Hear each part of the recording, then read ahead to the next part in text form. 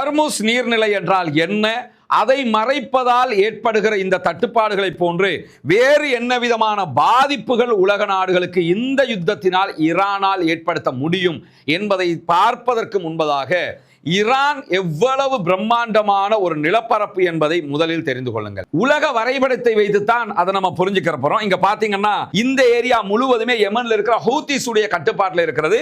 இதுவரைக்கும் ஹூத்திஸ் மிரட்டிக்கிட்டு இருக்கிறாங்களே தவிர களத்துக்கு வரல. இந்த யுத்தம் உச்சமாக நடந்தால் ரெட் சீலையும் நாங்க தாக்குதல் நடத்துவோம், அதை மூடுவோம் இருக்கிறாங்க. Subscribe now and press the bell icon. அன்பிற்கினிய சகோதர சகோதரிகளே, நம் அனைவர் மீதும் ஏக இறைவனுடைய அமைதியும் கருணையும் உண்டாகட்டுமாக என்கிற உயரிய பிரார்த்தனைகளோடு இந்த வீடியோவில் ஒரு முக்கியமான சர்வதேசத்தில் இப்பொழுது பேசுபொருளாகி இருக்கக்கூடிய ஹார்முஸ் நீர்நிலை தொடர்பாகவும் அதை ஒட்டிய ஒரு மாபெரும் அரசியல் தொடர்பாகவும் தான் பார்க்க இருக்கிறோம். ஏன்னா இன்னைக்கு நம்ம நாட்டில் எல்லா பகுதிகளிலும் பெட்ரோல் கியூ வந்துருச்சு. பெட்ரோல் வரிசையில் நின்று பெட்ரோல் எடுக்கிறோம். கியூஆர் கோடு சிஸ்டம் தந்துட்டாங்க. இந்தியா உள்ளிட்ட பல நாடுகளில் தற்போது எரிவாயு தட்டுப்பாடு ஏற்பட்டிருக்கிறது. எல்பிஜி அண்டு எல்என்ஜி தட்டுப்பாடு ஏற்பட்டிருக்கிறது. அதே போன்று வங்காளதேசம் இதே மாதிரி கியூஆர் கோடு சிஸ்டத்தை கொண்டு வந்திருக்கிறாங்க. இப்படி பல நாடுகளும் இந்த எரிபொருள் தட்டுப்பாட்டில் சிக்கி தவிக்கின்றன. ஈவன் அமெரிக்கா உட்பட எல்லா நாடுகளுக்குமே ஒரு மாதம் 2 மாதத்துக்கு தேவையான எரிபொருட்கள் தான் அவர்கள் வசம் இருக்கிறது. மற்ற அத்தனையுமே அவங்க தொடர்ந்து வாங்க வேண்டி இருக்கிறது. இப்படியான சூழலில் தான் ஈரானுடைய மையப்பகுதியாக இருக்கக்கூடிய ஹொர்முஸ் நீர்நிலை பகுதிகளில் தான் உலகத்துக்கு தேவையான 30% பெட்ரோலிய ஏற்றுமதிகள் நடைபெறுகிறது. குறிப்பாக குவைத், பஹ்ரைன், கத்தர், அபுதாபி, அதே போன்று சவுதி அரேபியா உள்ளிட்ட நாடுகளில் இருந்து ஈரானுக்கும் அரபு நாடுகளுக்கும் இடையில் இருக்கக்கூடிய ஹொர்முஸ் நீர்நிலை பகுதிகளால் தான் எல்லா கப்பல்களும் பயணிக்கிறது. இதில் உலகத்திற்கு தேவையான 30% எண்ணெய் ஏற்றுமதி பொருட்கள் இதிலே பயணிக்கும். ஒரு நாளைக்கு குறைந்தது 20 மில்லியன் பெரல்கள், 20 மில்லியனா கிட்டத்தட்ட 2 கோடி பெரல்கள்ல பெட்ரோலியம் இந்த இடத்துல கைமாறும். அவ்வளவு முக்கியமான ஒரு பகுதியை தற்போது மறைத்து வைத்து அந்த பகுதிகளில் பயணிக்கக்கூடிய கப்பல்கள் மீதெல்லாம் கடுமையான தாக்குதல்களை நடத்தி கொண்டிருக்கிறது ஈரான். இதனால் தான் உலக அளவிலே தற்போது எரிபொருள் தட்டுப்பாடு ஏற்பட்டிருக்கிறது. ஹர்முஸ் நீர்நிலை என்றால் என்ன, அதை மறைப்பதால் ஏற்படுகிற இந்த தட்டுப்பாடுகளை போன்று வேறு என்ன விதமான பாதிப்புகள் உலக நாடுகளுக்கு இந்த யுத்தத்தினால் ஈரானால் ஏற்படுத்த முடியும் என்பதை பார்ப்பதற்கு முன்பதாக ஈரான் எவ்வளவு பிரம்மாண்டமான ஒரு நிலப்பரப்பு என்பதை முதலில் தெரிந்து கொள்ளுங்கள். உலக வரைபடத்தை வைத்துத்தான் அதை நம்ம புரிஞ்சுக்கிற போறோம். இங்க பாத்தீங்கன்னா உலக வரைபடத்தில் ஈரான் எவ்வளவு பிரம்மாண்டமான நிலப்பரப்பை கொண்டிருக்கிறது என்பதை நீங்க இதுல புரிஞ்சுக்கிற முடியும். இந்த பக்கமாக பகதாத், அதாவது ஒரு எல்லையாக ஈராக்கை எல்லையாக கொண்டிருக்கிற அதே நேரம் மறு எல்லையாக ஆப்கானிஸ்தானை அவர்கள் எல்லையாக வைத்திருக்கிறார்கள், பாகிஸ்தானை எல்லையாக வைத்திருக்கிறார்கள். இப்படி பல நாடுகளையும் எல்லையாக கொண்ட ஒரு நாடாக ஈரான் இருக்கிறது. அதை தாண்டி ஈரானுடைய இந்த கடல் பரப்பை நீங்க எடுத்துக்கிட்டீங்கன்னா கடற்பரப்புக்கு கரெக்டா நேர் எதிராக பல அரபு நாடுகள் இருப்பதை நீங்க பார்க்க முடியும். குறிப்பாக குவைத், பஹ்ரைன், கத்தர், யுஏஇ அரபு எமிரேட்ஸ், இந்த இடத்துல அதுக்குள் வரக்கூடிய துபாய், அதே போன்று ஓமான், மஸ்கட் ஆகிய ஓமானுடைய தலைநகர் மஸ்கட், இந்த பகுதிகள் எல்லாமே அதனுடைய எதிர்த்த எல்லைகளாக வருவதை பார்க்கலாம். இந்த பகுதி தான் இந்த ஹார்முஸ் பகுதி என்று சொல்லப்படுகிறது. அதாவது பர்ஷியன் கல்ஃபுக்குள்ள இருக்கக்கூடிய கரெக்டா இந்த பகுதி ஹார்முஸ் பகுதி என்று அழைக்கப்படுகிறது. ஒரு மிக பிரம்மாண்டமான நாடு ஈரான். அந்த நாட்டுக்கு நேர் எதிராக இருக்கக்கூடிய நாடுகள் அரபு நாடுகள். இது சவுதி அரேபியா, அதே போன்று இங்க பாருங்க ஓமான் இருக்கிறது, யமன் இருக்குது. இப்படி எல்லா நாடுகளும் இந்த வட்டத்துக்குள்ள வருகிறது. இந்த இடத்துல இங்க ஒரு சின்ன வளைவு இருக்கிறத நீங்க பார்க்க முடியும். அதாவது இந்த பக்கம் ஈரான் இருக்கிறது, இந்த இடத்தை பார்த்தீங்கன்னு சொன்னா சிறியதொரு வளைவு இருக்கிறது. இந்த பகுதி வெறும் 54 கிலோமீட்டர்கள் இடைவெளி கொண்ட ஒரு பகுதியாக இருக்கிறது. இந்த பகுதியை முழுவதுமாக கண்ட்ரோல் பண்ணுகிற வேலையைத்தான் ஈரான் செய்கிறது. இதற்கு முன்பதாகவும் அவங்க இப்படி பண்ணியிருக்கிறாங்க. ஆனா இந்த தடவை பண்ற மாதிரி உலகத்தில் இதுக்கு முன்னாடி அவங்க பண்ணினதே கிடையாது. கடுமையான தாக்குதல்கள் இந்த இடத்துல நடத்தப்படுகிற காரணத்தினால இந்த பகுதிகளில் இருந்து எண்ணெய் எரிபொருட்களை ஏற்றுக்கொண்டு வரக்கூடிய கப்பல்களுக்கு இதற்கு வெளியில போகவும் முடியாமல் இருக்கிறது. வெளியில இருந்து வந்து உள்ள பொருட்களை ஏத்திக்கிட்டு போகவும் முடியாமல் இருக்குது. எனவே அவங்க பஹ்ரைன்ல அல்லது கத்தர்ல, துபாயில, சவுதி அரேபியாவில் எங்க அவங்க எண்ணெய் ஏற்றுமதி செய்தாலும் இந்த இடத்தை தாண்டி தான் போகணும். தாண்டி போகிற அமெரிக்க இஸ்ரேலிய கப்பல்கள் மேல அட்டாக் பண்ணுவாங்க. அதே நேரத்தில் ஈரானுக்கு எதிராக இருக்கக்கூடிய எந்த கப்பல்களாக இருந்தாலும் அவங்க அட்டாக் பண்றாங்க. இதுதான் தற்போது ஏற்பட்டிருக்கக்கூடிய மிக பெரும் நெருக்கடிக்கு காரணமாக இருக்கிறது. இந்த இடத்தில் இருக்கக்கூடிய இந்த ஒரு சிறிய இடம் இதை மறைத்ததால் தான் இவ்வளவு பெரிய பாதிப்பை முழு உலக நாடுகளும் எதிர்கொள்கிறது. இப்பொழுது இந்த இடத்தை பாதிப்பை தீர்க்கிறதுக்காக உலக நாட்டு ராணுவங்கள் எல்லாம் வாங்க, நம்ம ஈரான்கிட்ட இருந்து இந்த இடத்தை காப்பாற்றணும் அப்படின்னு சொல்லி அமெரிக்க அதிபர் டொனால்ட் ட்ரம்ப் கூப்பிடுறாரு.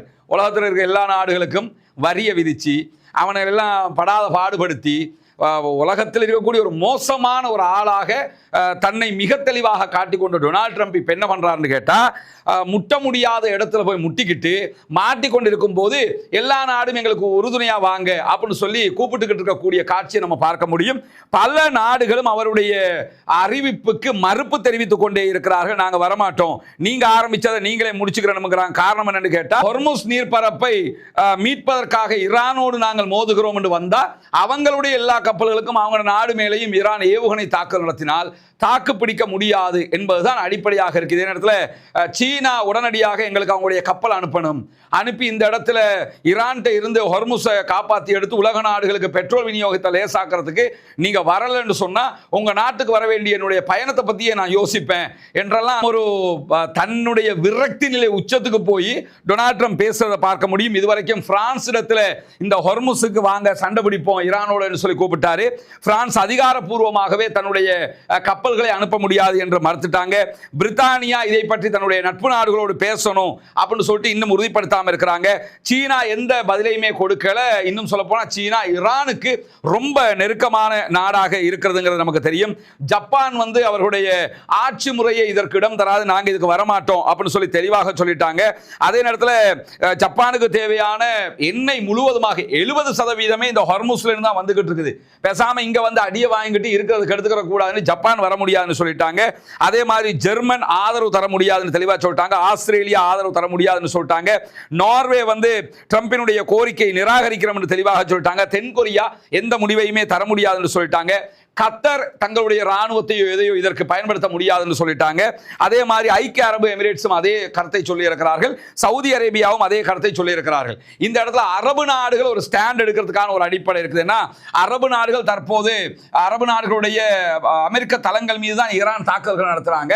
அப்படி தாக்குதல்கள் நடத்தும் போது அரபு நாடுகள் பதிலடி தாக்குதலை ஈரான் மீது நடத்தினால் அது ஒரு ஷியா சன்னி என்கிற ஒரு சண்டையை தோற்றுவித்துவிடும் என்கிற விதமான ஒரு அச்சம் இருக்கிற அதே நேரத்தில் அமெரிக்காவை நம்பி இருந்தோம், அமெரிக்கா மொத்தமாக நம்மளை கைவிட்டு விட்டது என்கிற விரக்தி நிலைக்கும் அரபு நாடுகள் போய் இருக்கிறாங்க என்கிறதும் இந்த இடத்துல அவங்க தாக்குதல் நடத்தாமல் இருக்கிறதுக்கு இன்னொரு காரணமாக இருக்கு. மூன்றாவது, தாக்குதல் நடத்துகிற அளவுக்குண்டான ஆயுதங்களும் அரபு நாடுகளிடத்தில் ஈரான் இருக்கிற மாதிரி கிடையாது.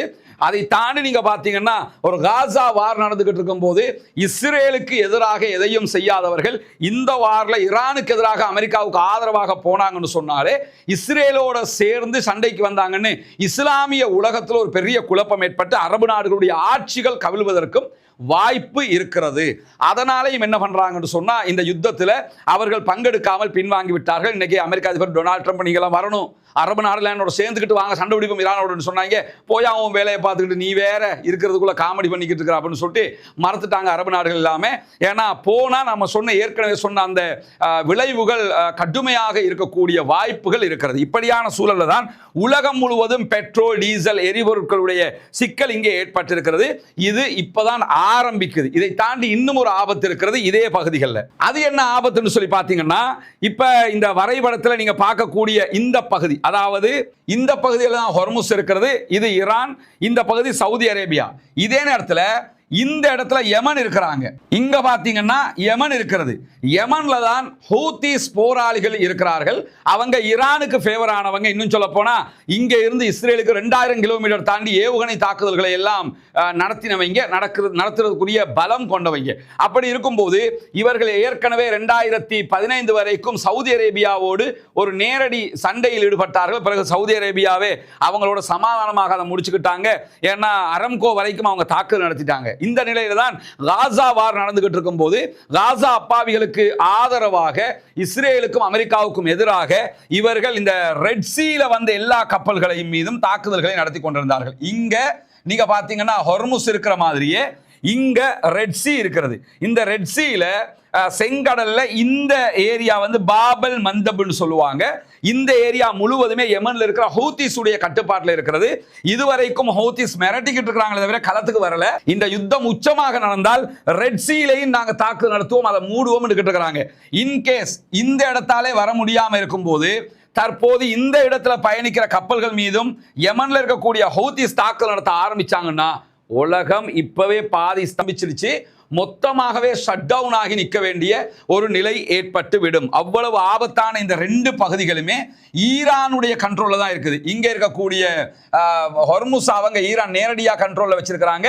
இந்த இடத்துல இருக்கக்கூடிய பாபல் மந்தப ரெட் சீயை மூடுகிற அந்த கண்ட்ரோலையும் யெமன்ல இருக்கக்கூடிய ஹவுத்திகள் இடத்துல அவங்க கொடுத்து வச்சிருக்கிறாங்க. எனவே இந்த இரண்டுமே ஈரானுக்கு மிகப்பெரிய பலமாக மாறி நிற்கிறது. இதை தாண்டி இந்த அரபு நாட்டுக்காரங்க நினைச்சாங்கன்னா எவ்வளவெல்லாம் பண்ணலாம் தெரியுமா? ஏன்னா அவ்வளவு பலமும் அதிகாரமும் புவியியல் ரீதியாகவும் அவங்க கிட்ட தான் இருக்குது. எண்ணெய் வளம் கொட்டி கிடக்குது, காசு கொட்டி கிடக்குது. புவியியல் ரீதியாக எடுத்துக்கிட்டீங்கன்னா இந்த இடத்துல ஈரானுடைய இந்த எல்லையில இந்த ஹொர்முஸ் இருக்கிறது. எந்த ஒரு உலக நாடாக இருந்தாலும் எங்க கிட்ட கேட்காம ஆட முடியாது பார்த்துக்கன்னு சொல்லி தைரியமாக நின்றுக்கலாம் ஈரான் நிற்கிற மாதிரி. ஆனா அவங்க நிக்கல, ஈரான் நிற்கிறான். அதே மாதிரி தான் இந்த ரெட் சீ இந்த இடத்துல இருக்கக்கூடிய பகுதிகள். இதை தாண்டி இன்னும் 2 இடங்கள் இருக்கிறது, அதையும் பாருங்க. உலக வரைபடத்தில் சவுதி அரேபியா இந்த இடத்துல இருக்குது. நாம பார்த்த ஹொர்முஸ்ங்கிறது இந்த பகுதி, அதே மாதிரி பாபல் மந்தப் இந்த இடம். இந்த 2 இடத்தையும் தாண்டி ஈஜிப்டில் சுயேஸ் கால்வாய் என்றொன்றுக்கு, இது இயற்கையாக உருவாகாமல் செயற்கையாக பிரிட்டிஷ் காலத்தில் உருவாக்கப்பட்ட ஒன்றுதான்.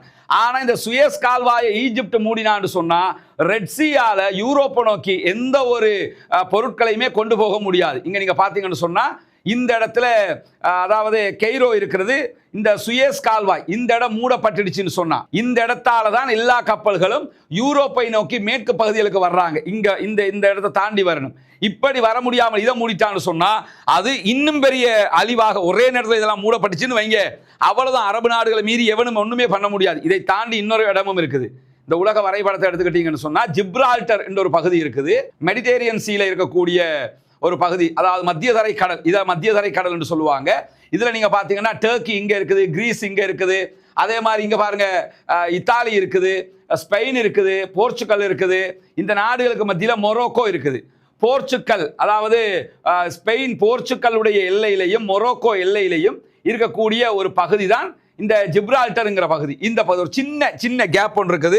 இந்த கேப்ல தாக்குதல் நடத்த ஆரம்பிச்சாலோ அல்லது இதை மூடினாலோ இன்னும் சொல்லொணாத அளவுக்கு பெரிய நெருக்கடியை உலகம் சந்தித்து விடும். எனவே இந்த முழு உலகமும் இயங்கக்கூடிய விதமாக மிக முக்கியமான 4 கடல் எல்லை பாதைகள் இருக்கிறது. அந்த 4 கடல் எல்லை பாதைகள் தான் இந்த உலகத்தினுடைய போங்கையே தீர்மானிக்கிறது என்பதை நம்ம கவனத்தில் கொள்ள வேண்டி இருக்கிறது. இங்க பாருங்க ஜிப்ரால்டர். இப்ப சுருக்கமாக ஒரு பார்வையா பாருங்க, மிக தெளிவாக புரிஞ்சிடும். இந்த இடத்துல ஹொர்முஸ் இருக்கிறது. அதை ஈரான் தற்போது மூடி வச்சிருக்கிறதுனால உலகம் முழுக்க இப்ப பெட்ரோல் தட்டுப்பாடு, டீசல் தட்டுப்பாடு எல்லாமே ஏற்பட்டிருக்கு. இரண்டாவதாக ரெட் சீனுடைய பாபல் மந்தப் இந்த இடத்தை மூடுவாங்க, சவுதி எல்லையில யெமன் எல்லையில இருக்கக்கூடிய அந்த பகுதி. மூன்றாவதாக இதை மூட மாட்டாங்க, ஆனா மூடினாங்கன்னா செத்த கதையா போயிடும். இது ஈஜிப்டினுடைய எல்லையில இருக்கக்கூடிய சுயஸ் கால்வாய். அதை தாண்டி இந்த இடத்துல இருக்கக்கூடிய ஜிப்ரால்டர் இது மூடப்பட்டதுன்னு சொன்னா யூரோப்புக்கு எதுவுமே போக முடியாது. மத்திய கிழக்கு நாடுகள்ல இருந்து இப்படி எடுத்துக்கிட்டு இதால போய் இப்படித்தான் போகணும். இதுல எதுவுமே போக முடியாம போயிடும். அப்படி போக முடியாமல் போனால் தாங்க முடியாத சிக்கல் ஏற்படும். ஏற்கனவே ரெட் சீல இங்க அடிச்சுக்கிட்டு இருக்கும்போது நிறைய கப்பல் என்ன செஞ்சாங்கன்னா இப்படி சுத்தி வந்தான்.